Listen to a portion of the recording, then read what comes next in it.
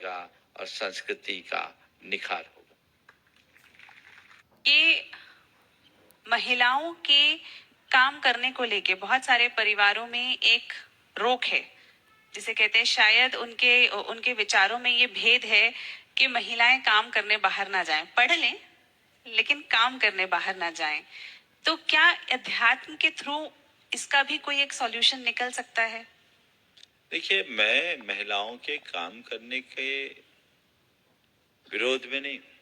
काम करे, कोई भी करे, महिला करे, पुरुष करे, पर चाहे महिला हो या पुरुष, काम करने से पहले सोचे कि वो काम क्यों कर रहे हैं। जरूरत है तो काम करे। काम करना ही जरूरत है क्या?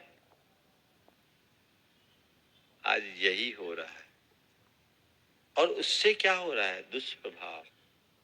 वो बाहर के काम में तो लग गई, जो घर का मूलभूत काम है वो हाथ से बाहर जा रहा है।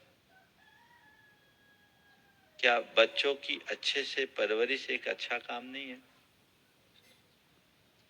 परिवार का सफल संचालन क्या एक अच्छा काम नहीं है? घर की आंतरिक व्यवस्थाओं को संभालना क्या एक जवाबदारी का काम नहीं है? अपने धार्मिक, सामाजिक, सांस्कृतिक परंपराओं को आगे प्रवाहित करना क्या हमारी जिम्मेदारी नहीं है? पर हमारे देश में सबसे बड़ी विडंबना यह है कि इन कामों को हम अर्थहीन मानने लगे। अगर कोई गृहिणी इन कामों को करती है तो उसको ज्यादा महत्व नहीं भी दिया जाता, उसको कम समझते हैं। मानसिकता बदलना चाहिए। उनको ये समझना चाहिए कि पुरुष बड़े बड़े प्रावधान प्रस्तुत कर सकता है, पर घर की आंतरिक व्यवस्था जितने अच्छे से एक महिला कर सकती है, पुरुष नहीं कर सकता। ये जन्मजात कौशल आप सबके पास प्राप्त है। तो अगर कोई गृहिणी ये कार्य करती है तो उसकी सराहना होनी चाहिए, उसको सम्मानित करना चाहिए, उसको प्रोत्साहित करना चाहिए। काम करने के लिए जब जरूरत है तो काम करें, पर यदि घर के पुरुष काम करने में पूरी तरह समर्थ है और उससे घर की सारी सुव्यवस्था चल रही है, ये तो पार्टनरशिप है। पहले तो दंपति कहलाते, तब तो लाइफ पार्टनर कहने लगे। तो मैं कह रहा हूँ ठीक है, वो काम बाहर का संभाले, तुम भीतर का संभालो, हिसाब बराबर। लेकिन वही केयर इकोनॉमी को कोई इतनी रिस्पेक्ट नहीं देता। वो सोच बदलनी चाहिए।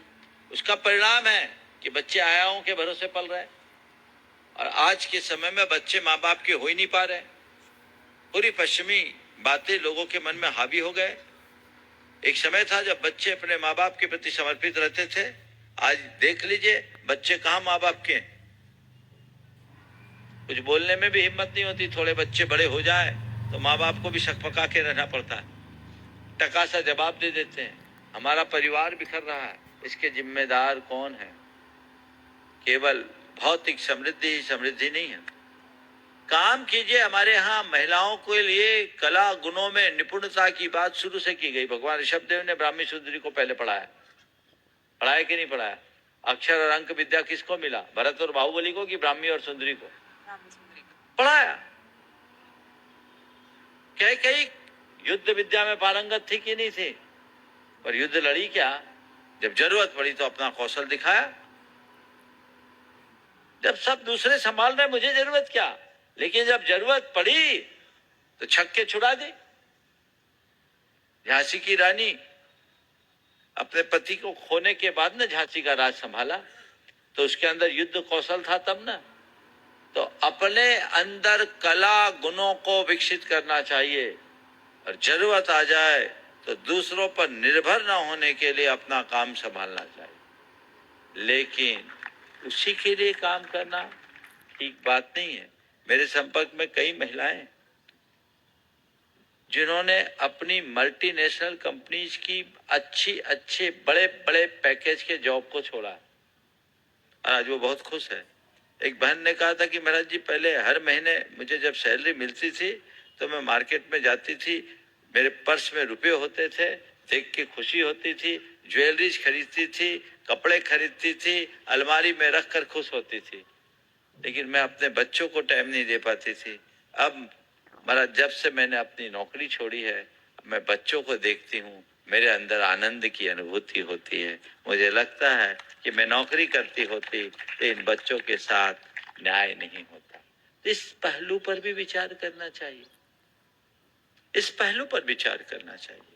हमें कब कमाना, क्यों कमाना, कितना कमाना, आपको ये भी कह सकता है। ये जिम्मा बदला भी तो जा सकता है। पुरुष घर संभाले, महिलाएं काम करें।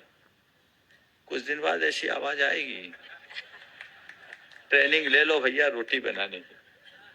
लेकिन मैं एक ही बात कह सकता हूं, जिसमें जो स्किल है वही वो करे तो अच्छा है।